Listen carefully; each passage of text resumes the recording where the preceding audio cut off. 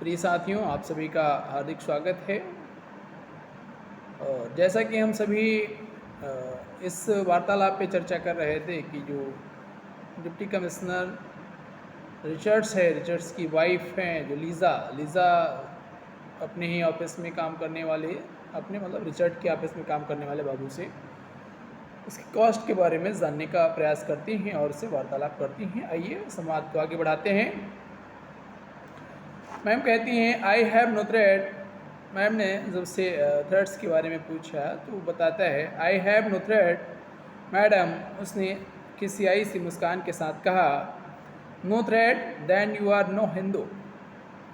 I am a Hindu madam, I swear by God I am a Hindu. वह फिर से डरने लगा था। इतना कह के जो बाबू है वो डर रहा है कि कहीं मैडम को छूटा न कर दें। No you are no Hindu, you told a lie, I shall tell your boss about it. बाबू का चेहरा पीला पड़ गया।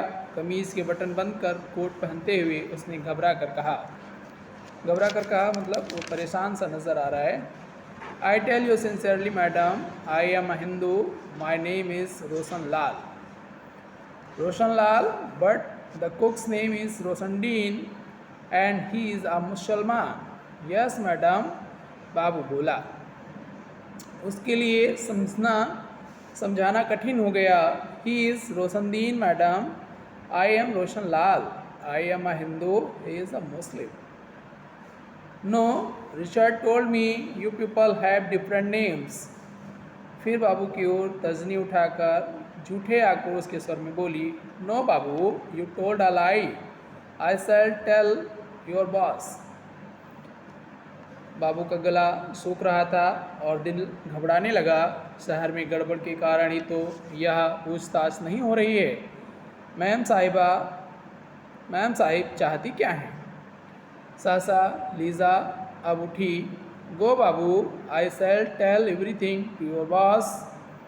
बाबू ने बरामदे के फर्श पर से अपनी फाइल उठाई और पीछे को मुड़ गया। अभी वह बरामदे को लांग कर जा ही रहा था जब लीज़ा ने फिर से आवाज़ लगाई, बाबू। बाबू मुड़ा। Come here. नज़दीक आने पर लीज़ा ने गंभीर मुद्रा बनाकर कहा, where is your boss? In the office madam, he is very busy madam. All right, go, you and your boss go, get out of here. उसने चिल्ला कर कहा। Yes madam.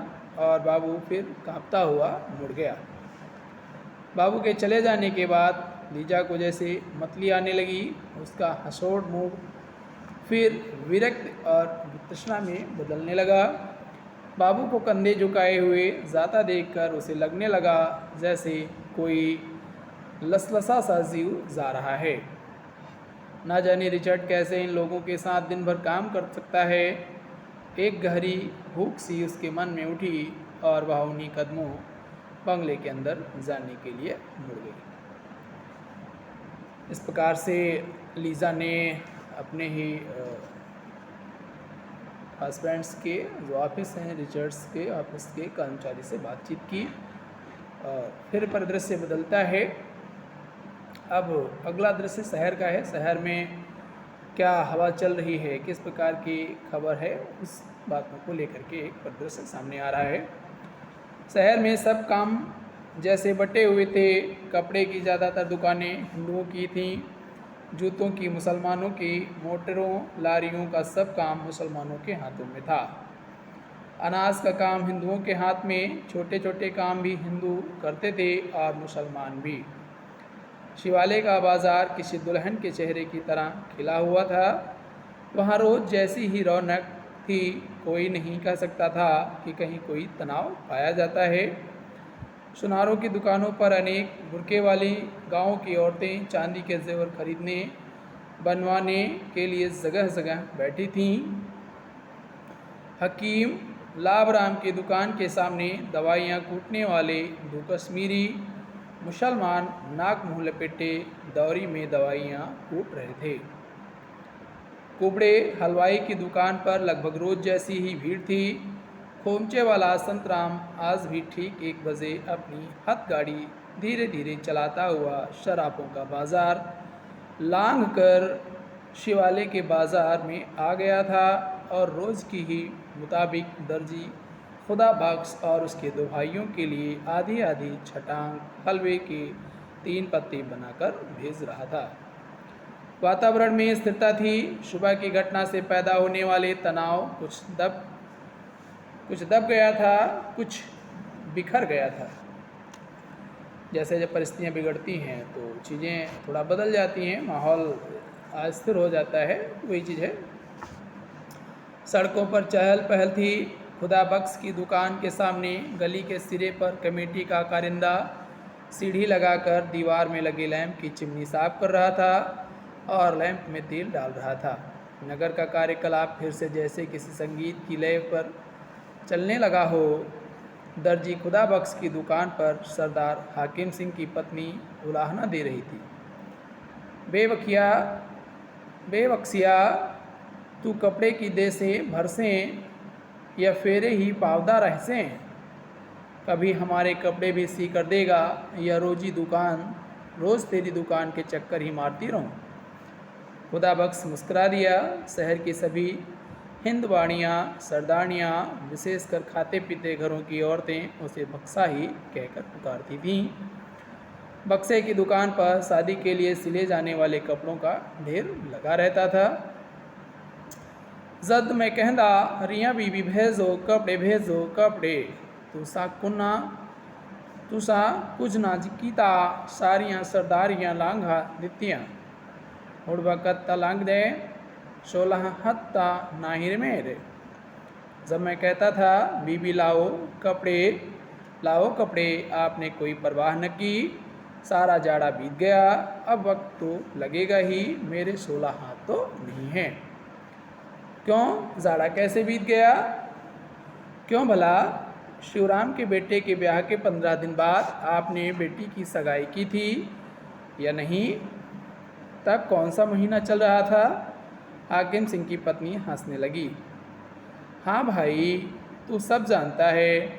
अब बोल, बेटी का सूट कब देगा? कारज कब है? वाह जी, बेटी की सगाई का दिन इसे याद है, ब्याह का दिन नहीं जानता। 25 को है ना? आज कौन सी तारीख है? 5 तारीख। दे दूंगा नहीं, बता कब देगा? ब्याह कारज वाले दिन तू चक्कर लगवाएगा। मैं तुझे जानती नहीं हूँ। जैसे विद्या के ब्याह पर भी तूने ऐसे ही किया था। उधर बारात आने वाली थी और इधर जरी के सूट के लिए मैं बार बार आदमी भेज रही थी। जब उसके पीछे से किसी ने बक्से की झोली में कपड़े का एक पुलिंदा फेंका, हरे रंग का रेशमी कपड़ा, साथ में तिल्ले का बॉर्डर। बक्सया, कपड़े को माप लेना और ज़रूरत हो तो बुद्ध सिंह की दुकान पर से मेरा नाम लेकर ले लेना। एक महिला थी। बक्से ने कपड़े के एक कोने पर लब लगाकर उसे भिगो दिया, फिर कान के पीछे खोसी पेंसिल निकालकर कपड़े को आंक लिया और बगल वाली अलमारी में डाल दिया। अलमारी ब्याह शादी के लिए सिलने वाले कपड़ों से भरी थी। ऐसे ही बातचीत हो रही है। फिर वो कहता है, दे दूंगा, मैं खुद घर पर पहुंचा आऊँगा। तो बातें बहुत करता है। अब के वक्त पर कपड़े नहीं दिए तो मैं तेरी दुकान पर कभी पैर न रखूँगी। और हाकिम सिंह की पत्नी दुकान पर से चली गई। औरत चली गई तो खुदा बख्श की नज़र शिवालय की दीवार पर पड़ी। कोई आदमी उस पर चढ़ा हुआ था। खुदा बख्श ने ध्यान से देखा, गोरखा चौकीदार था। पर यह वहाँ क्या कर रहा है?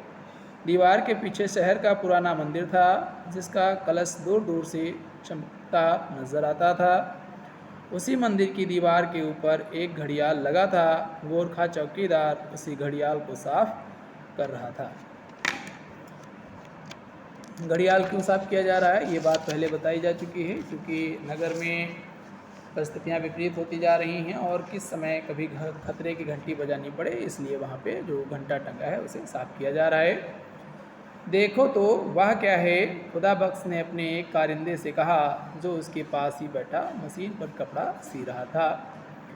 घड़ियाल दुरुस्त किया जा रहा है, कारिंदे ने कहा। या अल्लाह, खुदा बख्श के मुंह से निकला, शहर में फसाद का डर है। और एक गहरी सांस ली इसने। फिर दोनों चुप हो गए। घड़ियाल की हल्की सी टुन टुन सुनाई दी। खुदा बख्श की नज़र फिर दीवार पर गई। गोरखा घड़ियाल के साथ नई रस्सी बांध रहा था। घड़ियाल इसी कारण हिल गया था और टुन टुन की आवाज़ आई थी। गोरखे ने गरारियों में तेल लगा दिया था और घड़ियाल चमचमा रहा था। इस घड़ियाल की आवाज़ सुनकर रूह काँप जाती है, खुदा बख्श ने कहा। पहले फसाद में जब बजा था तो मंडी में आग लगी थी और शोले आधे आसमान को ढके हुए थे। दीवार पर गोरखा अभी भी घड़ियाल साफ किए जा रहा था, मानो कोई त्यौहार या पर्व आने वाला हो। और घड़ियाल इस तरह चमकने लगा था जैसे पीतल का मांझा हुआ बर्तन चमकता है। साथ में नई मोटी रस्सी झूलने लगी थी। खुदा बख्श की नज़र घड़ियाल पर से हटकर साथ वाली सुनार की दुकान पर गई, जहां अधेड़ उम्र का एक आदमी और उसकी पत्नी, जो किसी गांव से आए जान पड़ते थे, अपनी बेटी से कांटों की जोड़ी लेने का आग्रह कर रहे थे। तुझे पसंद है तो ले ले, क्यों नहीं लेती? जल्दी कर, हमें और भी बहुत सा सामान खरीदना है, गांव भी लौटना है। बेटी की आंखें चमक रही थीं। वह बार बार कांटों को कान के पास ले जाती और शर्मा कर अपनी माँ को दिखाने लगती। कैसे लगते हैं माँ? लजाती सकचाती युवती निश्चय नहीं कर पा रही थी कि कांटों की जोड़ी उसे फपती है या नहीं, वह उन्हें खरीदे या नहीं खरीदे। खुदा बख्श की नज़र फिर एक बार मंदिर की दीवार की ओर उठी तो बूढ़ा चौकीदार दीवार पर से उतर रहा था और चमचमाते घड़ियाल से लगी रस्सी दीवार के ऊपर झूल रही थी। खुदा बख्श के मुंह से फिर एक बार या अल्लाह निकला और उसने मुंह फेर लिया।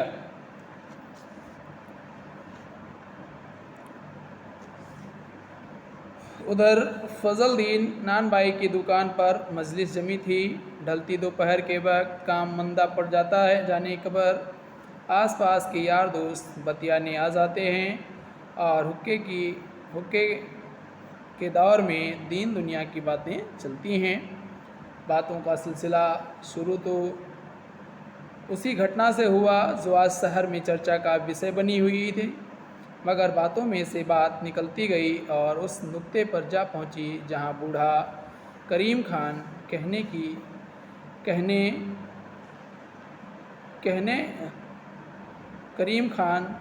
कहने लगा कि हाकिमों के मन की था पाना आम आदमी के बस का नहीं होता।